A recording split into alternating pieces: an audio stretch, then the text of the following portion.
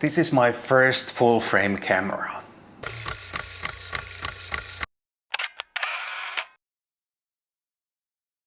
Hi guys, my name is Matti Sulanto and I'm a photographer. And today I have a very special camera with me. This is the original Canon 5D and this brings back so many great memories.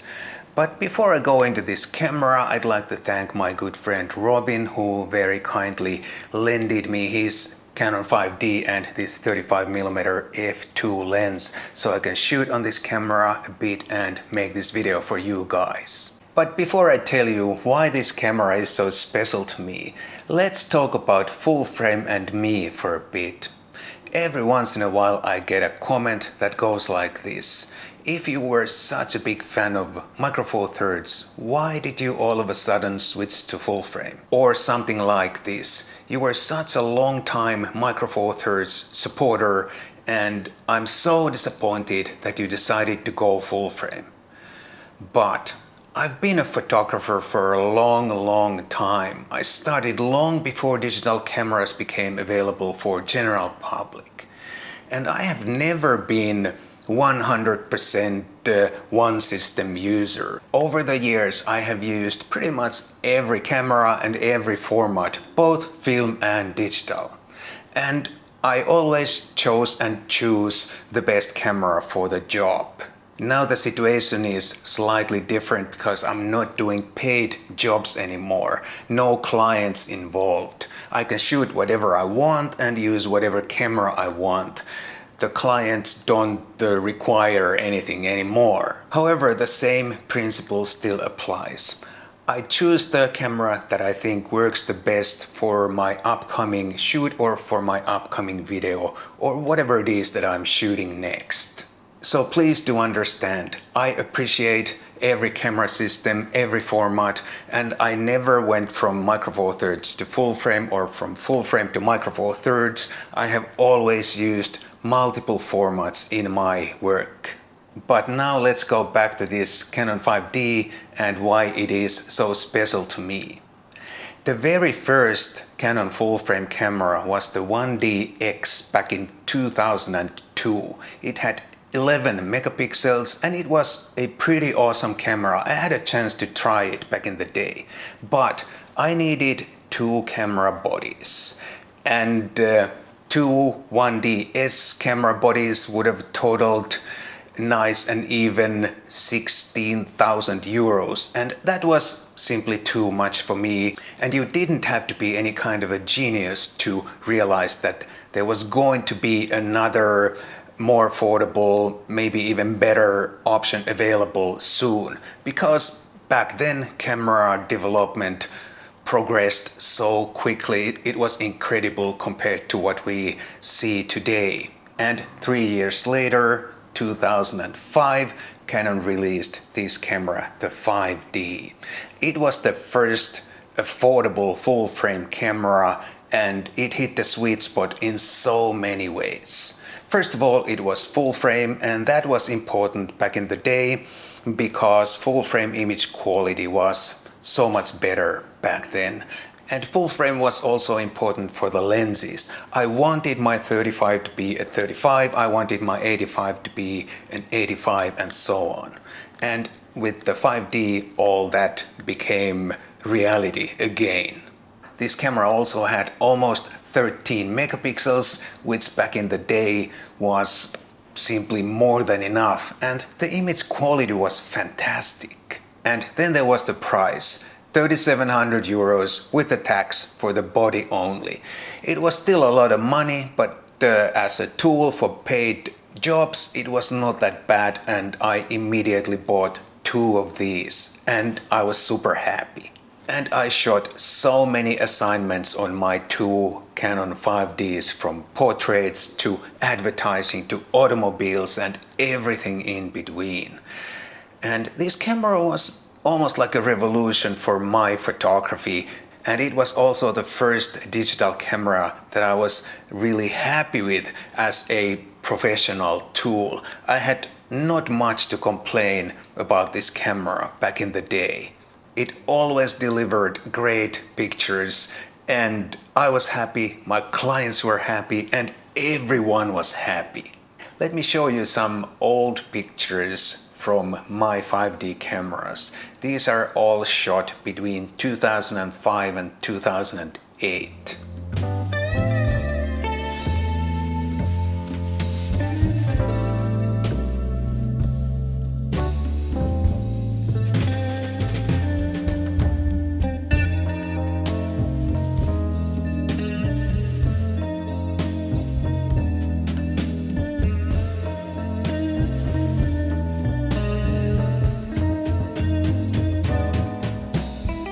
I don't even remember when was the last time I used the 5D. But it's been a really nice trip down the memory lane. Brings back so many great memories. My first impressions now are that this is a really big, chunky and heavy camera compared to my current cameras. But the ergonomics are still great. Everything feels natural and the camera is really easy to use and the handling is nice.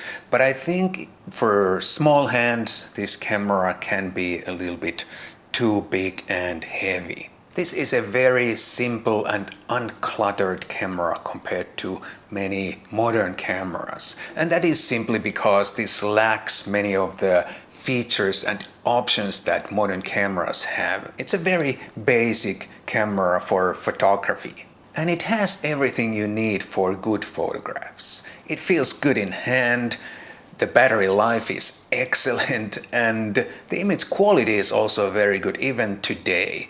And if you can't make good pictures on this camera, I think it's not the camera's fault. The optical viewfinder feels both good and bad at the same time. I really like the clear, natural view that I get through the viewfinder.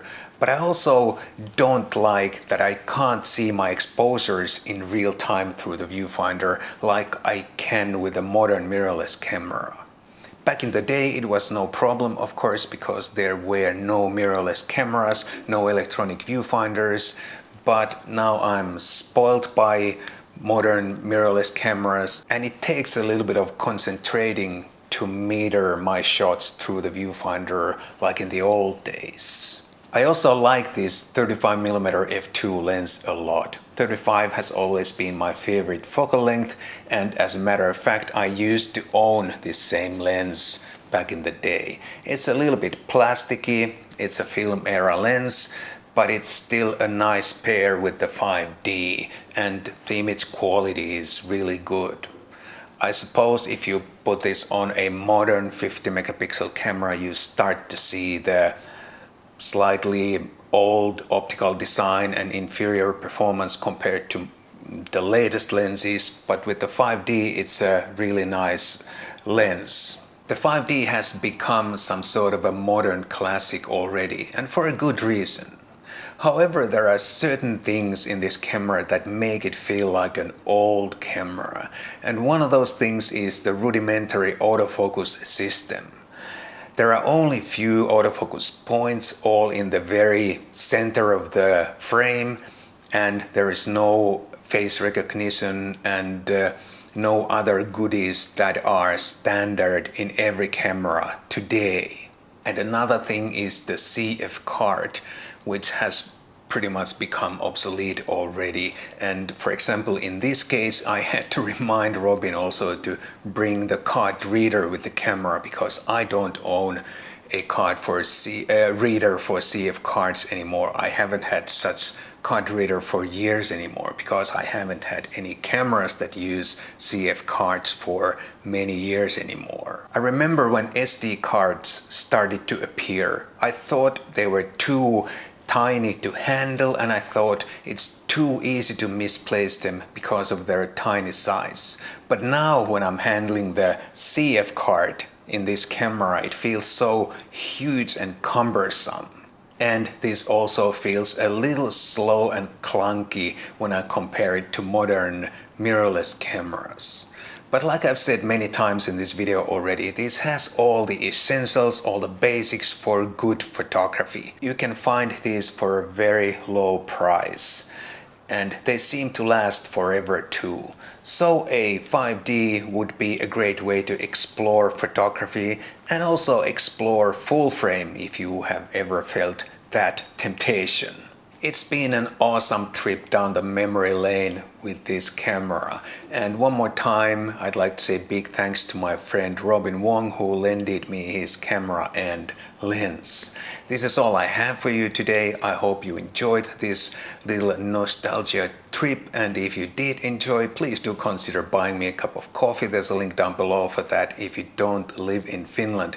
Thanks, and I'll definitely see you in the next video.